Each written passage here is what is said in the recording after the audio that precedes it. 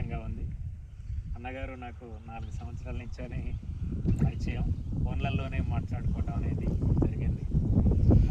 ఇక్కడ అంటే organic ఫార్మింగ్ని develop చేయాలనే ఉద్దేశంతో 4 సంవత్సరాల క్రితమే నాకు అన్నగారు సంజయ్ రెడ్డి గారు, ఇక్కడ ప్రకాష్ రెడ్డి గారు, ఈ ఆదిలాబాదు రైతులందరూ కూడా పరిచయం కావటం అనేది జరిగింది.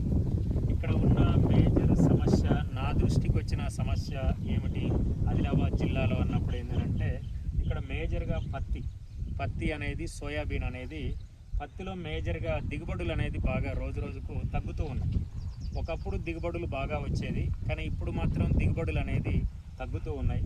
దానికి కారణం ఏంటిది అన్నప్పుడు ఏంటంటే, ఒకటి వాతావరణ సమతుల్యత, అంటే అనుకున్న సమయానికి వర్షాలు అనేది లేకపోవటం ఒక కారణం అయితే, మనం భూమి అనేది కంప్లీట్గా డ్యామేజ్ అయ్యింది. కెమికల్ యొక్క విస్తీర్ణంతో ఏంటంటే భూమి మొత్తం టోటల్గా ఏంటంటే డ్యామేజ్ అయ్యింది.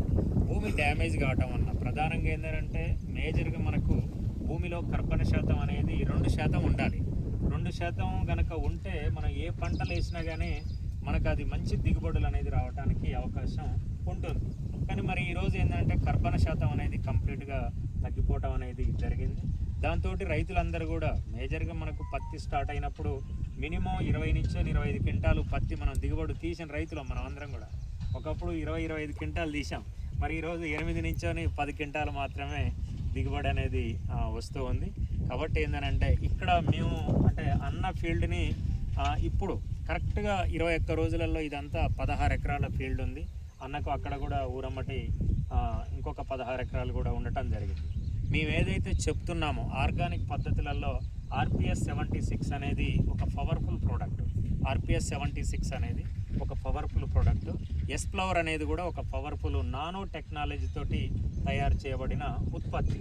దీన్ని కనుక RPS 76ని ఈ ప్రాంతంలో సంజయ్ రెడ్డి గారు, ప్రకాష్ రెడ్డి గారు, ఇక్కడ నరేందర్ రెడ్డి గారు, అమృతారెడ్డి గారు, రంగారెడ్డి గారు, వీళ్ళందరూ కూడా కంప్లీట్గా పత్తిలో వాడారు. బాగా దిగుబడులు అనేది మాకు ఇంతకుముందుకే ఫీల్డ్ విజిట్ చేసి వచ్చాం.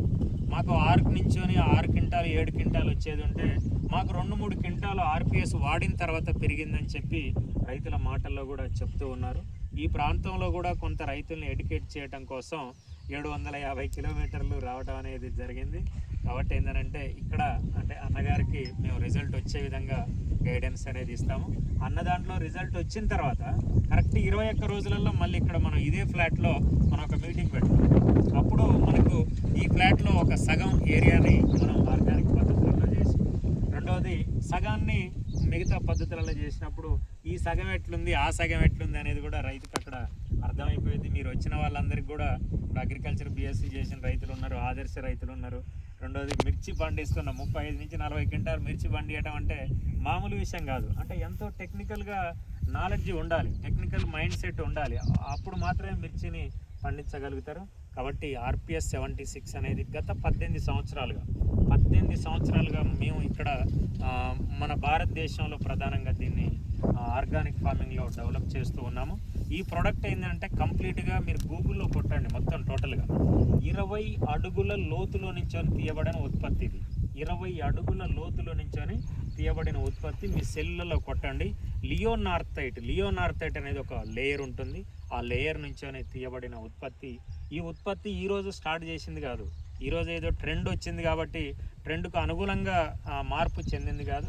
గత 19 సంవత్సరాలుగా స్వామినాథన్ గారు ఏదైతే చెప్పారో భారతదేశ వ్యవసాయ రంగంలో 300 సంవత్సరాలు మనం వ్యవసాయం చేసినా కానీ మన భాస్వరం నిల్వలు అనేది 1% కూడా తగ్గవు. అలాంటి భూములు మన యొక్క నేలలు అనేది భారతదేశంలో ఉన్న నేలలు, అలాంటి నేలలకు ఏం కావాలి అంటే అలాంటి నేలలకు ఉన్న భాస్వరాన్ని మొక్కకు అందించే ఎరువులు కావాలి, జీవన ఎరువులు కావాలి, పశువుల ఎరువులు కావాలి, పచ్చిరొట్టె ఎరువులు కావాలి. ఇవి ప్రాథమికంగా కనుక రైతు వాడుకోగలిగితే అద్భుతమైన ఫలితాలు అనేది తీయగలుగుతాడు. కాబట్టి ఏంటంటే అలాంటి అన్ని దాదాపు 76 రకాల మూలకాలు, అందుకోసమేనంటే మీరు చూడండి RPS 76 అంటే మనకు తెలిసినవి 16 మూలకాలు మాత్రమే. మనకు తెలిసినవి ఏంటంటే 16 మూలకాలు మాత్రమే. 76 రకాల మూలకాలు ఓన్లీ మట్టిలోనే దాగి ఉంటుంది. ఆ మట్టిలో నుంచి తీసిన లిక్విడ్ RPS 76 అనే ఆ లిక్విడ్ గురించి మాట్లాడటానికి ప్రత్యక్షంగా ఫోన్లో మాట్లాడుకున్నాము. గత 4 సంవత్సరాల నుంచి మాట్లాడుకుంటున్నాం.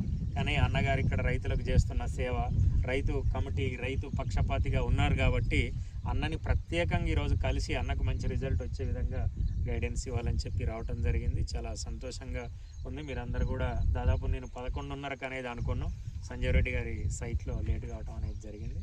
కాబట్టి ఇక్కడ మేము ఫీల్డ్ అనేది మళ్ళీ 21 రోజుల తర్వాత మళ్ళీ పెడదాము. ఖచ్చితంగా రిజల్ట్ అనేది ఆర్గానిక్ పద్ధతులలో ఎలా రిజల్ట్ ఉంటుంది అనేది మనం డెమో పర్పస్లో మనం చేద్దాం.